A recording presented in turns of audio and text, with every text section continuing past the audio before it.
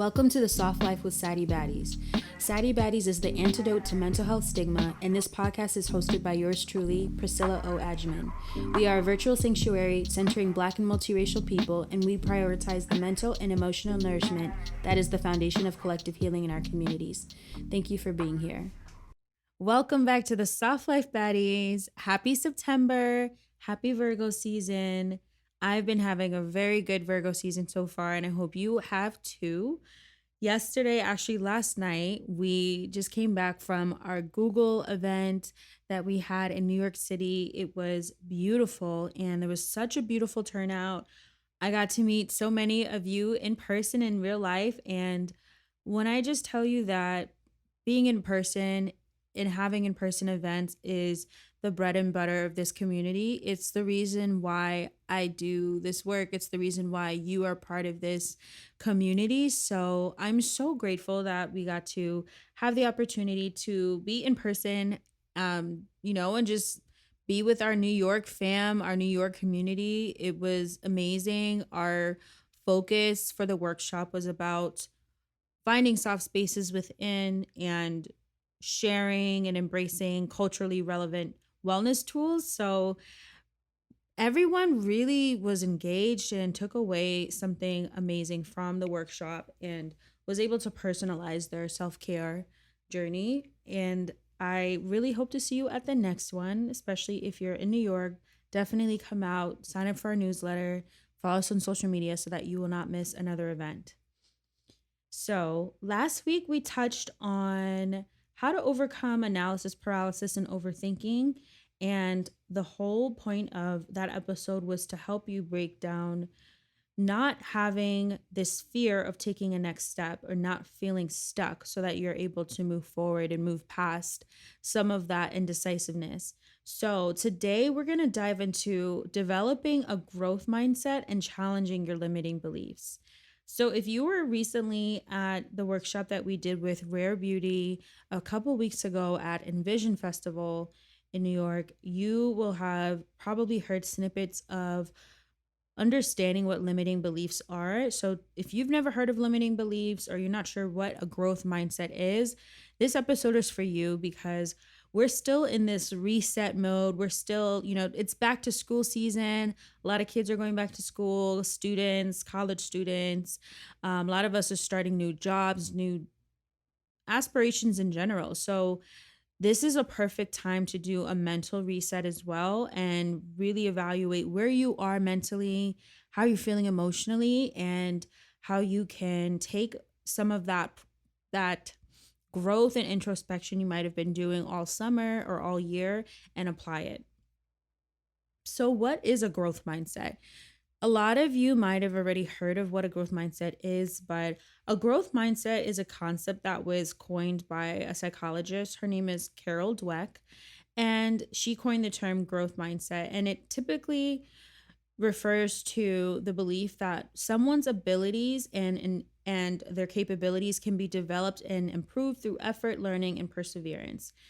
This is in contrast to what's known as a fixed mindset, where individuals believe that their abilities in static circumstances are unchangeable. So somebody with a growth mindset will embrace challenges and look at challenges as an opportunity to grow, essentially.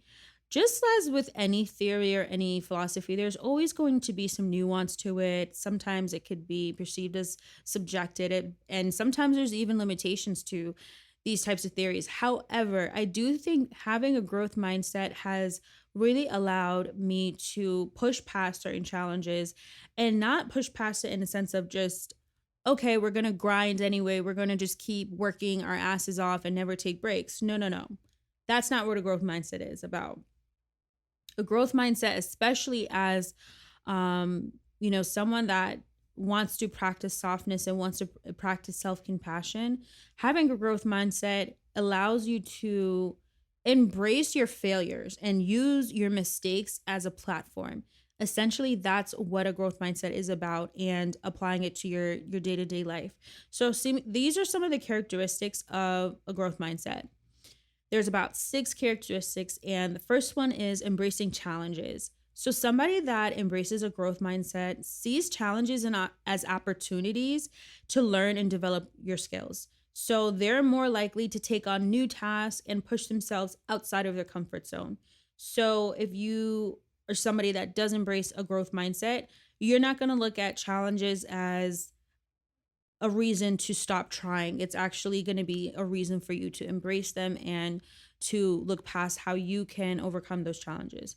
A second characteristic of a growth mindset includes persistence. So, someone with a growth mindset is more likely to persevere even in the face of letdowns and setbacks and failures. And they understand that setbacks are just a natural part of your personal growth and your learning process.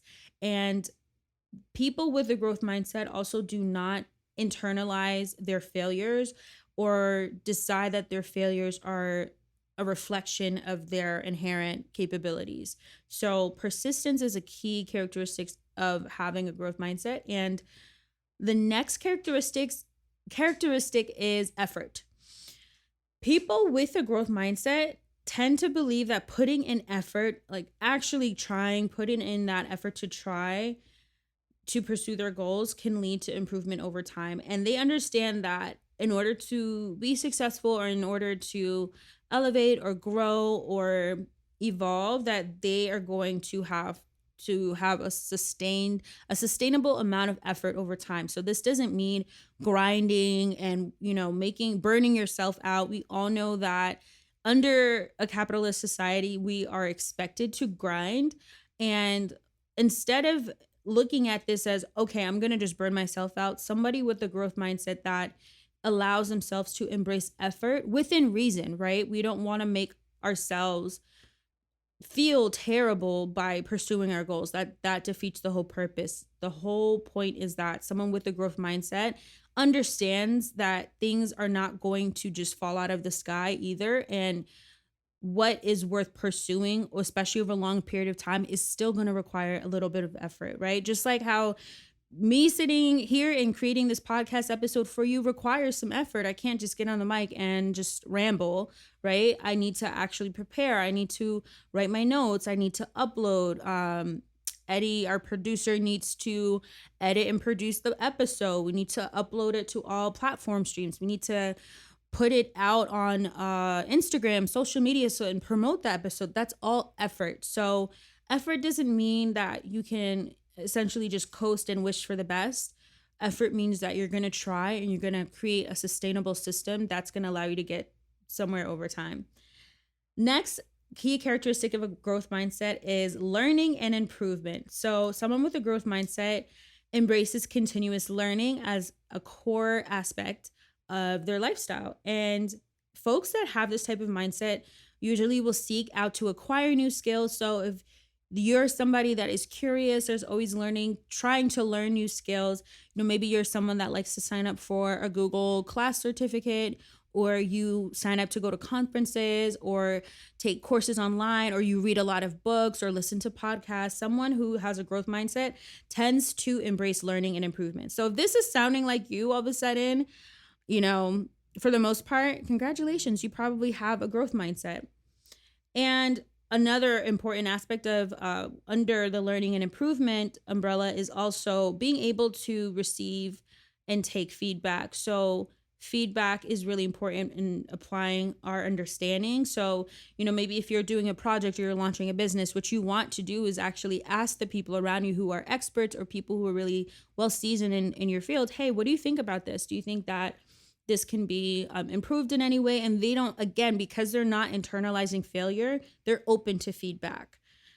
Another aspect or characteristic of having a growth mindset is resilience. So of course, this ties into persistence, but somebody with a growth mindset is someone who is able to bounce back from failures and setbacks effectively. So they are not going to be discouraged by your first challenge. If they see one door closed, they know another one is going to open up afterwards. And I love people like this. I would say a lot of my close friends are resilient people. And I've had friends who've lost jobs or got laid off or, have dealt with loss and have dealt with different challenges in their life, but they have a growth mindset. So it allows them to create a soft place to land. And similar to a guest episode that we did, one of my favorite guest episodes we've done on the show with Dr. Valencia de la Clay Bell, our episode was titled The Ground Can Be a Pillow. And she really talks about how in her life, she hit rock bottom, but through her hitting rock bottom, she realized that the ground was a pillow. The ground was a soft place for her to land because she developed a resilience to failure. She developed a resilience to making mistakes, having setbacks, being in her flop era.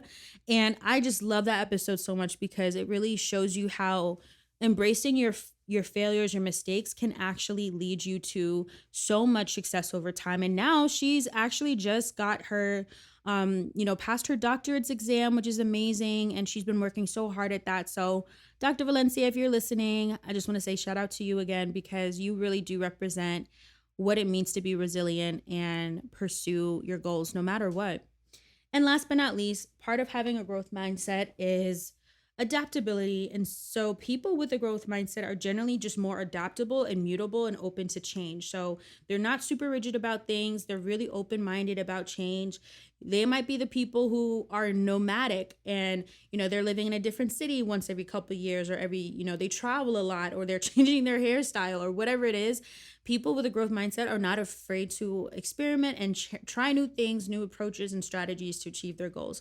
So again, if these 6 characteristics sound like you, that's amazing, because you already have a growth mindset. If these characteristics do not sound like you or are unfamiliar to you, that's okay. That doesn't mean that you don't have a growth mindset or you're not on your way to having a growth mindset. It just means that maybe there's some space for you to explore and learn more about having a growth mindset, because if you want to have a little bit more resilience or have a little bit more adaptability or have a little bit more persistence, this is a great episode for you to explore and dive into. So I think one thing that's really important to emphasize is that having a growth mindset can be developed and cultivated over time. Like I just said, if this does not sound like you right now, I don't want you to beat yourself up. So if you're starting to beat yourself up, please stop, because that is not the point. The whole point of a growth mindset is to look at challenges as opportunities. So by recognizing and challenging your fixed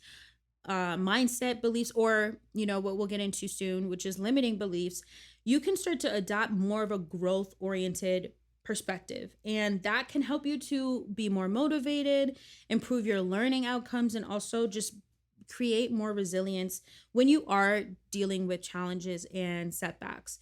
And why I think having a growth mindset overall is important is just also remember that this is not something that is supposed to be done in silos.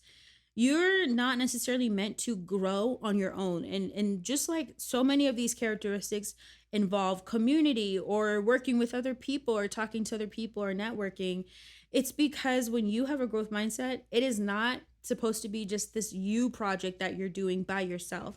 And also, of course, if you are practicing having a growth mindset, you also need the proper resources, right? Time is a major resource.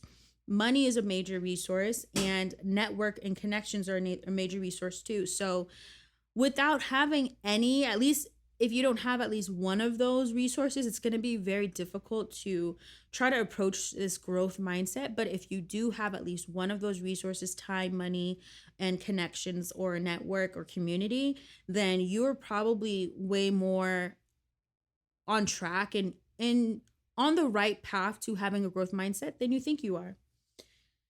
So let's take a deep dive into limiting beliefs.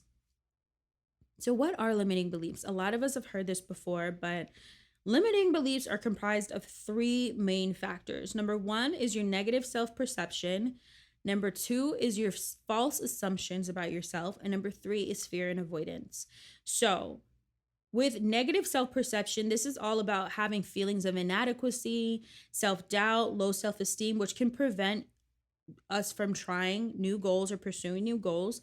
And a lot of times this can stem from, unfortunately, childhood trauma, your upbringing. If you grew up in unsafe environments, you might have a very negative perception. You might feel like you are not worthy. If you were told and treated like you are unworthy, then of course you're going to think that as an adult. There's a reason why so many people who are successful, and they maybe were in all the sports as kids and they did all these activities, but as adults, they have such low self-esteem. It's because they still internalize this negative self-perception based on their upbringing, based on how they were raised, and also based on the actions and the environments that they were involved in and grew up in as adults as well. So negative self-perception is a huge factor.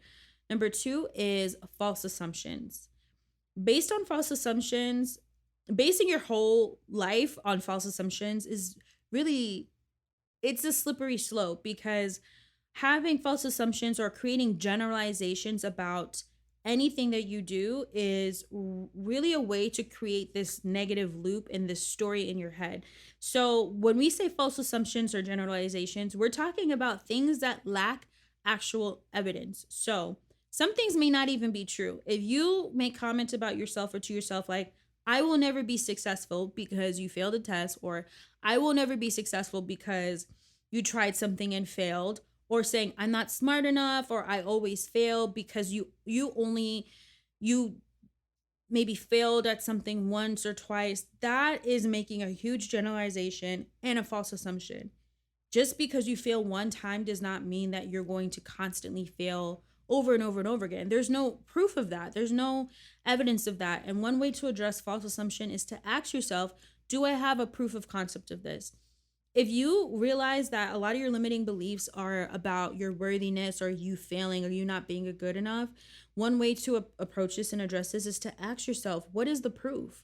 What is the proof of this? If you don't have any proof, it's a moment to take a step back and ask yourself, okay, maybe this might be coming from internalized negativity that I maybe dealt with when I was a kid. Or you can fast forward and say, maybe I've been consuming too much content about other people and how they're living their lives and not focusing enough on my own. That's why I feel like I'm a failure, right? It's not that you're actually a failure. It's you understanding, okay, I am comparing myself to other people. I'm making false assumptions about where they're at in life based on what I'm perceiving. So that's one way to interrupt the false assumption loop.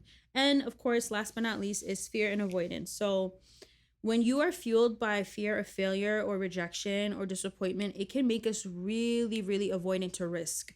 So if you are someone that is kind of like a scaredy cat, just in general, just afraid to do anything, afraid to move, afraid to travel, afraid to fall in love, afraid to make friends, afraid, that fear and avoidance is a limiting belief. And so when you are letting your life be fueled by this fear of failure, you are preventing opportunities to come to your life. And that's why you might be feeling stuck. That's why you might be feeling like you're not good enough, because you have this fear and avoidance that's truly just based in a limiting belief. So now we're going to tap into 5 common limiting beliefs and how we're going to debunk them. So the first limiting belief is a phrase that we can hear very often, or a phrase that we tell ourselves very often. And we're going to replace every limiting belief with an affirmation. So first limiting belief is, I can never get this right. This limiting belief is a very slippery slope, because once you've decided and created in your head that you're not going to get something right, it's going to be that much harder to get it right. And what we want to approach this limiting belief and rewrite this narrative is by replacing it with, I am learning valuable information from my mistakes. Every time you make a mistake, every time that you screw up on something or mess up, understand that you are still learning something valuable from your mistakes that you make. Second limiting belief that we want to address is, I'm not good enough for this. That limiting belief is also rooted in worthiness and having just a general negative self-perception of yourself. So what we want to do is replace that limiting belief with, I am so worthy and so deserving. When you allow yourself to be receptive to positive experiences, to be receptive to people in your life that are positive, to be receptive to things in your life that are going to uplift you and support you and encourage you to pursue your goals or to create something that you might have been afraid to create, that allows you to take more risk. And that risk builds confidence over time. So replacing that I'm not good enough for this is saying I am so worthy and so deserving. And when you start to rewrite these narratives over time, remember the whole point of this is to do this over time. It's not going to change overnight. That is going to help you to change that self-perception and change that negative self-talk. The next limiting belief is I am such a mess. I hear this all the time. People say, I'm such a mess, I'm such a mess, even if it's jokingly, but be careful. The way you speak to yourself is so important, and you really have to be careful the words that you're using to describe yourself. You're calling yourself messy, you're calling yourself stupid. Like, one rule of thumb I always have is no matter how big the fuck up is, no matter how big the mess up is that I've done or created in my life, I will never call myself stupid. I will never call myself dumb. I will never call myself inferior. I will never call myself ugly. Like, I'm going to be looking crazy, but I'm never going to call myself ugly, because those are words that have such heavy weights. And when you start to use that language towards yourself, or you start to pick apart those yourself in a way that breaks you down, it's very hard to come back up from that. So what we want to replace this limiting belief or this limiting thought is I am evolving, learning, and growing endlessly. And when you actually are pursuing this and you are someone that is growing and evolving and learning endlessly, you can lean into it more. It becomes more true the more you exist and live by this statement. Next limiting belief is also one that's very common, especially for anyone who's internalizing loneliness or internalizing being single or not having companionship or lots of friendship, is saying nobody loves me. That is one of the most heartbreaking things that you can say to yourself and about yourself, is to say that no one loves you. And instead of looking at that perspective of nobody loves me, nobody cares about me, or maybe you've been disappointed by people in your life, and it's very valid. It's very valid if you feel like you've been disappointed by the people in your life lately. You're valid in your feelings for thinking that you're not supported and you're not cared for. However, saying nobody loves me also creates an image and a perception in your head that you're unlovable, which is not true. So what we want to replace this is an affirmation of I am embodying and attracting the love I deserve and seek. When you embody and you attract the love that you deserve and seek, you are able to see glimpses of opportunities where you can fall into love. And this is not only romantic love. I'm actually not even talking about romantic love specifically. I'm talking about love in general, love for yourself, love for your body, love for your community, love for your friends. Platonic love is one of the purest forms of love that does not get the spotlight and the attention and the focus and the nurturing it deserves, because platonic love is one of the ways that we can really show up for each other as humans in a way that is so pure and so sincere. And developing friendships, healthy connections over time is proven to help us to live longer. So I mean, I don't think we need any more proof to show that having connections and having people in your life that love you and that care about you is good for your mental health, good for your well-being, and helps you to live a more improved quality of life overall. So rewriting that I'm unlovable, no one loves me narrative is huge. And that will actually help you to open your heart up to love. And, funny enough, when I was single years ago and really just kind of frustrating with like dating and how that was going for me, I took a break from dating for months, and like almost half the year I just like completely stopped dating, and I made a decision to pour into myself and to love myself and to date myself and understand what it is that I need. These are some of the things I had to rewrite. Instead of feeling like okay, I'm not going to ever find a partner that's going to be compatible with me or anything like that. I really wanted to learn how to rewrite that narrative. So I actually rewrote that narrative myself, and I started to lean into more of I am deserving of love. I'm attracting the love that I deserve and seek. And I found that when I was able to learn how to open my heart up to love, it was so much easier for me to fall into alignment with what was meant to be this whole time. And I encourage you to, examine your relationship to love and your relationships over time, especially when it comes to our connections to friendships, close friends, romantic partners, and try to see how you are speaking about love and what kind of language you use to describe love. And last but not least, this is another limiting belief that's very, very common and really highlights, sometimes our feelings of isolation or loneliness. And that limiting belief is I don't belong here.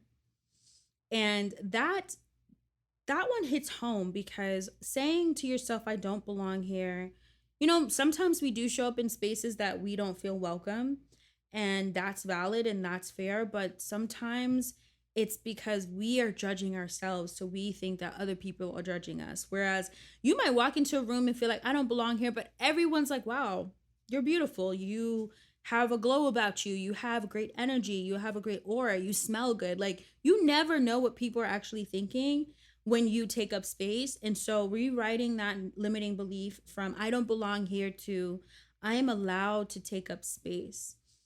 The more you say that to yourself, I really have found this to be super useful, especially when I'm going into social settings and I might feel a little bit awkward or I'm feeling socially anxious. I just remind myself quietly, I'm allowed to take up space. I am allowed to be here. And that really starts to address some of that imposter syndrome that you might be feeling or dealing with when you tell yourself that you do belong there and you are capable of taking up space, and again, you are deserving and worthy of taking up that space. So now that we've taken time to kind of rewrite some of these common limiting beliefs, lastly, I want to touch on how we can confront these on a regular practice day to day. So one major way that I deal with or address limiting beliefs, because they don't just go away or disappear, they kind of fall into the background over time and after doing a lot of work, like a lot of work. But reflecting and journaling is one way that I have learned how to increase my self-awareness. Reflecting, being self-aware, being mindful, being present, and exploring where these beliefs stem from. So a lot of those really, really core limiting beliefs, again, will probably stem from maybe your childhood or your upbringing or where you grew up. And so practicing this and practicing, again, shadow work can really help us to unpack. And this is honestly learning what your limiting beliefs are. It's all shadow work. That's what shadow work is. It's going deeper and deeper and deeper into why you are, dealing with these setbacks mentally, emotionally, spiritually, and it can really help you to unpack some of that. Again, shadow work was one of the key components of my healing journey, and I didn't even know what I was doing. I didn't know it had a name. I just felt like I was just really in my bag. I was really in my head. And, this was also a time I was very introspective. It was a few years before I had started Saddie Baddies. So I was very much just super private, super just low key, and just doing shadow work and addressing my limiting beliefs. And eventually, after a couple years, I realized how important that period of time was for me. Second way to start really confronting your limiting beliefs is remembering who you are. Remembering who you are at your core at the end of the day, focusing on the positive aspects of who you are, staying connected to people and environments that accept, support, and uplift you is so important. That's also part of remembering who you are. And of course, redefining and creating your value and belief system. Sometimes when we grow up, say if you grew up in a really religious household, but that's not really what you believe or identify or resonate with anymore, it's time for you to start redefining what your value system is. It's time for you to start redefining what your belief system is, that is not dependent on maybe what your parents passed down to you, or if it's not relevant or doesn't resonate with you anymore. And I really encourage you to take time to explore what your values are. There's so many ways to do this. A lot of it is intuitively based and intuition based, but what you could literally do is find what different values are and pick maybe 4 or 5 that really stick out the most to you, and create practices that are rooted in those values. So remembering who you are is always going to help you to confront limiting beliefs.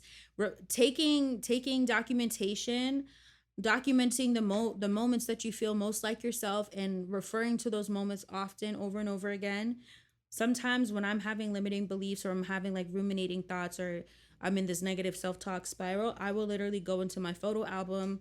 I'll go through my favorites folder. I have a folder in my phone of just really sweet words and really encouraging words and messages from my loved ones, from my friends, and people that I know really do care and support me.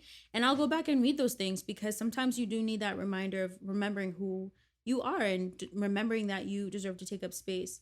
And last but not least, confronting your limiting beliefs. Sometimes it's because we're trying to take on too much at one time, but taking baby steps with goal setting is so important. That's really what's going to help you to start off with doing one scary thing until you build the confidence to do the real scary shit.